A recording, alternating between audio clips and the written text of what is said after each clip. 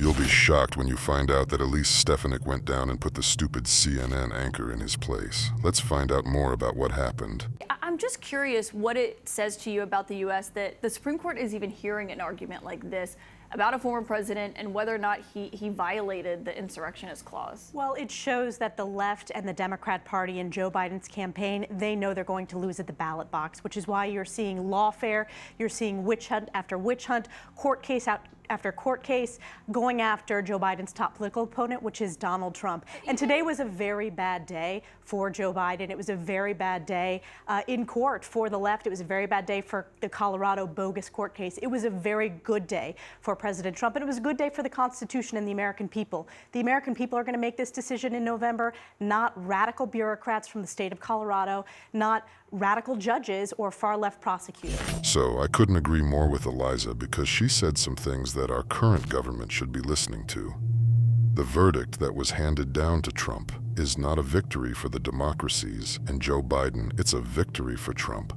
People have started to notice this, and it won't be long before they show who the winners really are. But even though it's Republican and independent voters who brought this lawsuit in Colorado, I mean, I think that's an important part of this as well.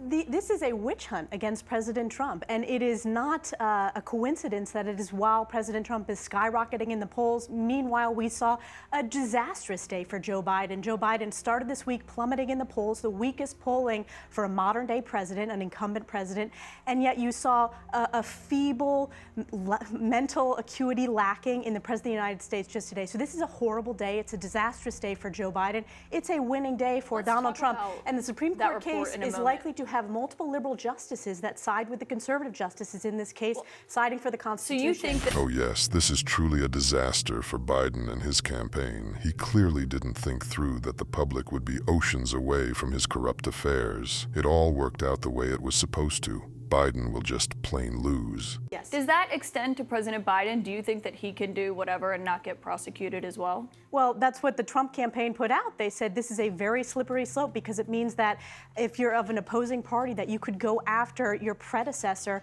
based upon policy disagreements or official acts. So that's why this is so egregious. And the reality is, Caitlin, the issues that the American people are concerned about, they're concerned about the border, they're concerned about the inflation crisis, they're concerned about the lack of leadership from the sitting President of the United States, Joe Biden.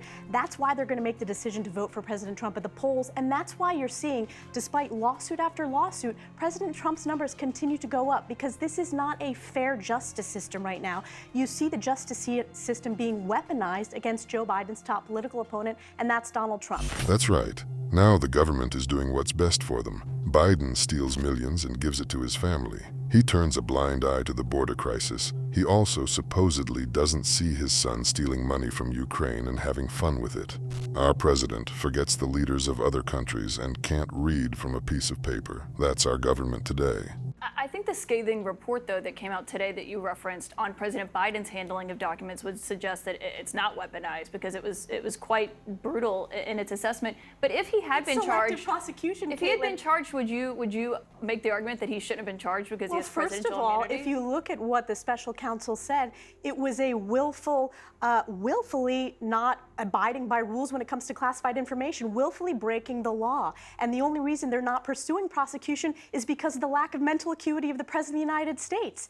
And this disastrous press conference— But it's also because he cooperated. No, so no, do you agree it's specifically having classified documents is specifically bad? because of the mental acuity. That was pointed out in the document. That's why you saw a panicked White House forced out a doddering, unfit President of the United States for a disastrous press conference to trying to clean it up, and it only did more damage. The reality, Caitlin, is Donald Trump is going to win this November, and Democrats are spiraling out of control because they see that Joe Biden continues to plummet. His polls are going to go down much further tomorrow based upon that horrific press conference today, and it's selective prosecution. The fact that it's not even a slap on the wrist when the prosecutor himself, the special counsel himself— But it is not a slap on the wrist when they that if specifically Donald say Trump— we're not pursuing that prosecution. But they— The CNN anchor is clearly stupid if she thinks Biden is justified in doing all this. All his conferences are just planned events. What a load of crap. Biden has been justifying his actions and words a lot lately. I think we have seen enough of this circus and this corrupt government. I think that every one of you is tired of it and just wants a quiet life in a bright country where there are no migrants, where there is no corrupt government and paid judicial system. What do you have to say about it? Do you agree with me? Write your opinion in the comments and don't forget to watch other shocking news on the channel.